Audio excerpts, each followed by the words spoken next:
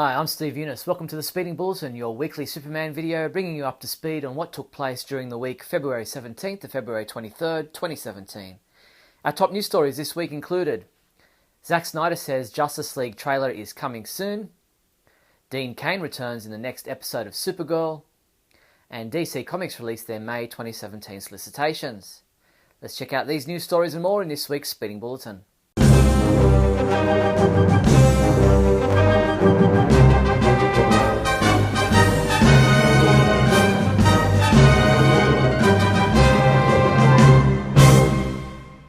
In movie news, Zack Snyder has calmed fan nerves by confirming via his Vero account that a trailer for the upcoming Justice League movie will be released soon.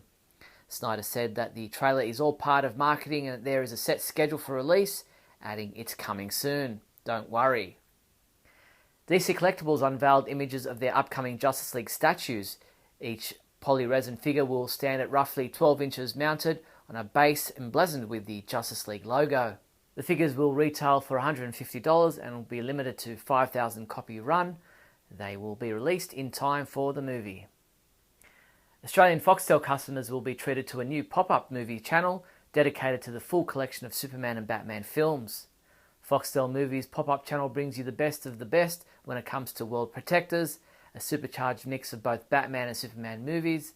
The all-American Superman with unwavering values and morals takes on the most cunning detective on the planet, Batman. This pop-up channel starts Friday, February 24th and continues until Monday, February 27th.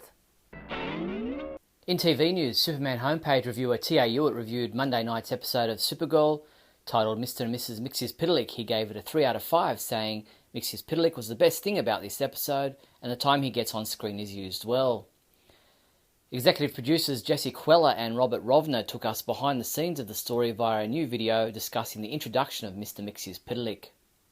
In the last episode, Kara and Manel almost kissed, except that I'll call him Mixie, shows up to declare his undying love for Supergirl. The CW released the official trailer for the 14th episode of Season 2 of Supergirl, titled Homecoming. When Jeremiah Danvers is rescued from Cadmus, Alex and Kara are thrilled to have their father back. The Danvers arrange a family dinner to celebrate, but things go awry when a suspicious Monel starts to question Jeremiah about his sudden return. This episode is scheduled to air on the CW on Monday, February 27th. Kyla Lee, who plays the role of Alex Danvers on the Supergirl TV series, appeared on Hollywood Today on Thursday morning, where she spoke about meeting her husband and, more importantly to us, Alex's developing romance this season. And I've had such overwhelmingly positive praise and so many people just sharing their stories and things that they've gone through, and it's been incredibly inspiring. Well, we can't wait to continue following that storyline for sure. It appears Kevin Smith didn't have to wait long to direct another episode of Supergirl, revealing via his Instagram account that he's directing one of the upcoming episodes involving Daxamites. Pictured in the photo with Kevin Smith are the episode's writers Anna Muskie-Goldwyn and Gabe Lanis. They're located in what appears to be a Daxamite throne room, which could well be the location where Terry Hatcher and Kevin Sorbo will be seated, if indeed they turn out to be Daxam royalty as suspected. Earlier, Anna Muskie-Goldwyn posted her own photo in the same room, flanked by what appear to be Daxamite guards. New Superman homepage reviewer Thomas Dreyfus has caught us up with reviews of Justice League Action animated series episodes. Head to our website to read his review of the most recent episode, Timeshare, in which Batman and Blue Beetle are thrown back in time where they must stop Kronos from destroying Batman on his first night in Gotham, where he faces off against Carmine Falcone and his men. A new episode of Justice League Action airs on Saturday morning on Cartoon Network. In comic book news, DC Comics released their May 2017 solicitations this week, and we highlighted for you all the Superman-related comics and products listed. A special note was Action Comics 979 and 980, in which the revenge story begins. Superman, Lois and John return to their lives in Metropolis, while Eradicator, Cyborg, Superman, Metallo and Mongul unite to destroy the Man of Steel. And Superman 22 and 23, in which the Black Dawn saga begins. What is the secret of the Dead Man's Swamp? Superman is tested by a mysterious force that pushes his convictions to the limit. Can the Man of Steel save face in the eyes of Hamilton and his son, Superboy? Check out the complete list of Superman-related items listed in the May solicitations at our website now.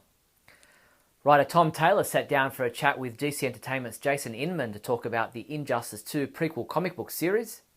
So Injustice 2 is immediately following the first Injustice game. So you have Superman locked up, his reign of terror is over, Batman's team have won but suffered very, very heavy casualties. Essentially there are less gods among us than when we started, and we're picking up right at that moment, and we have a few years before the Injustice 2 game begins, and we're going to fill in that time much like we did in the first year. Injustice 2, the comic book series, begins in April. The video game Injustice 2 will be available for PlayStation 4 and Xbox One on May 16th. Comic books we reviewed this week included Super Sons #1, which was reviewed by Keith Summerer, who said this was a strong, well-built first issue and he rated it a 5 out of 5. Adam DeChannel reviewed Superman #17, giving it a 2 out of 5, saying questions are raised at several points in this issue, but not one of them is answered. Trinity #6 was also reviewed by Adam, who said, ultimately it fell short this issue, and I'm not sure where it went wrong for me, so he gave it a 3 out of 5 score. Superwoman #7 was reviewed by T.A. Hewitt, who gave it a 2 out of 5, saying this conclusion disguised as the penultimate chapter in the storyline is a clutter of panels. T.A. also reviewed last week's Justice League #15, saying Superman serves no purpose in this story, but he still gave it a 4 out of 5 score. Superman comics available this week from February 22nd include DC Superhero Girls Pastimes at Superhero High Chapter 11 digital comic, Action Comics 974, which is available in a variant cover, Justice League Power Rangers #1 second printing, Supergirl Being Super #2, Cosmic Odyssey Deluxe Edition hardcover, Injustice Gods Among Us Year 5 Volume 2 hardcover, Injustice Gods Among Us Year 5 Volume 1 trade paperback, and Superman Batman Volume 5 trade paperback. Whether you're listening to the latest hits or old episodes of the Superman radio series, these Superman headphones are exactly what you need. Get these Superman kid-safe over-the-ear headphones for just $19.99. Or how about a set of Superman earbuds with case for $16.64? These and other Superman headphones are available from the one-stop Superman shop, the Superman homepage online store at supermanhomepage.com/shop. In other news, DC Collectibles unveiled a series of upcoming Superman and Supergirl action figures and figurines at New York Toy Fair 2017 last weekend. Amongst the items on display were DC Icons 6-inch action figures including Supergirl Rebirth, Robin and Superboy Super Sons Rebirth 2-pack, and the Doomsday vs. Superman Death of Superman 2-pack. Also on display was the DC Designer Series Superman statue by Neil Adams, based on the 1971 Kryptonite Nevermore cover to Superman #1. NetherRealm Studios released the Shattered Alliance Part 1 trailer for the upcoming Injustice 2 video game. The regime will rise. Learn how Superman became one of Earth's greatest threats. You're better than this, Clark. That's the problem with fighting for truth and justice. The battle never ends. When does it stop? When there's no more crime. We are at war with these animals. I won't hurt you unless I have to. Hope isn't enough to save the world. None of us wanted this. You're either with me or against me. DC Entertainment has posted the 4th episode of Season 3 of the DC Superhero Girls online animated shorts, titled Tales from the Kryptomites Part 2. The Supers must save Metropolis from the army of Kryptomites. Watch the full episode at our website now. Episode 146 of Radio KAL, the monthly podcast of the Superman homepage, is now available to listen to. In this month's podcast, Scotty and I discuss the Kents appearing in the Justice League movie, Lawrence Fishburne not appearing in the movie, the Justice League trailer coming soon, the latest Supergirl episodes, descriptions for Homecoming and Exodus episodes, Terry Hatcher and Kevin Sorbo joining Supergirl, the latest Superman comic books, Bob Holliday's passing, and much more. Check it out at supermanhomepage.com/radio. And that's all the news there was for the week February 17th to February 23rd. Please subscribe to our YouTube channel. I'm Steve Younis from supermanhomepage.com. Great Scott. Great Scott. Great Scott.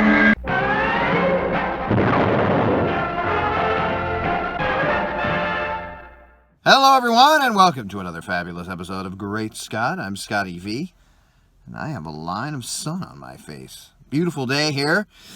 And I thought I would talk a little bit about an article that I read in the Entertainment Weekly, where I get all my news. I am very, very well informed. They were talking about the new Batman Lego movie, which disappointed me, A, because it was another glorification of Batman, and Batman gets his own Lego movie.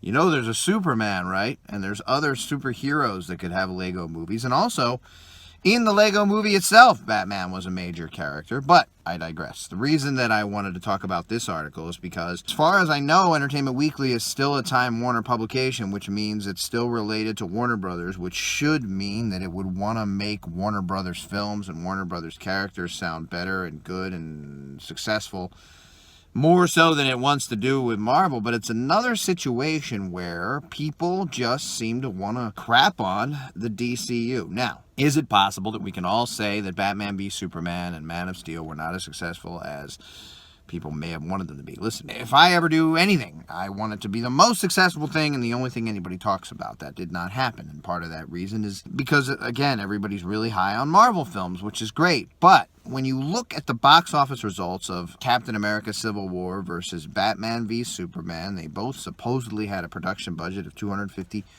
million. Batman v Superman made 400 or so domestically, 350. And Captain America made a little over 400, so very, very close. Worldwide, a little over $1 billion for Civil War, and close to $1 billion, about $880 million for Batman v Superman. That was the second movie at the time in the DC franchise, whereas Civil War was like the 10th. There was a lot more people had to go on with Civil War, and it's a specific favorite story from the comics.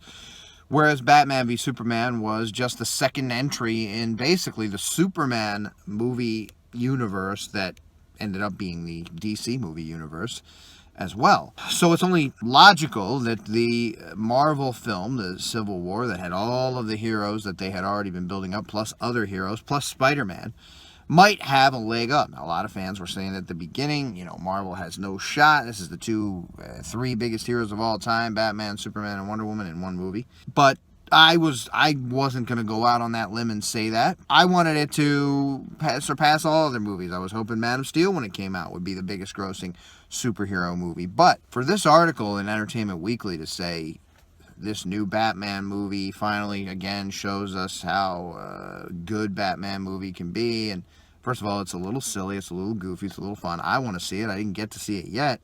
But it's not meant to be who Batman is, in a serious movie franchise. This was a kind of a goof on himself and a goof on being brooding and everything. But the brooding thing didn't come from Ben Affleck or Snyder or Batman v Superman. Batman's been a brooder for 30 years in the comics.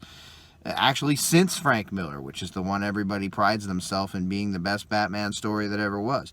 So why do we always have to attack? I don't know. And say, while Civil War was trouncing Batman v Superman at the box office, I don't know about trouncing. It won. It made a little bit more.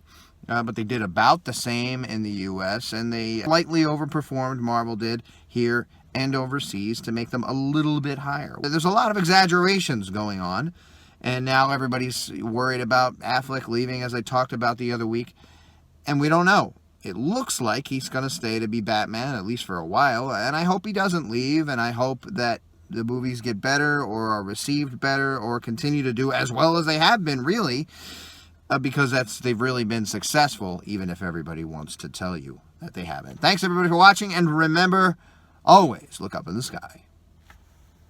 Or don't if you don't want to. Ah!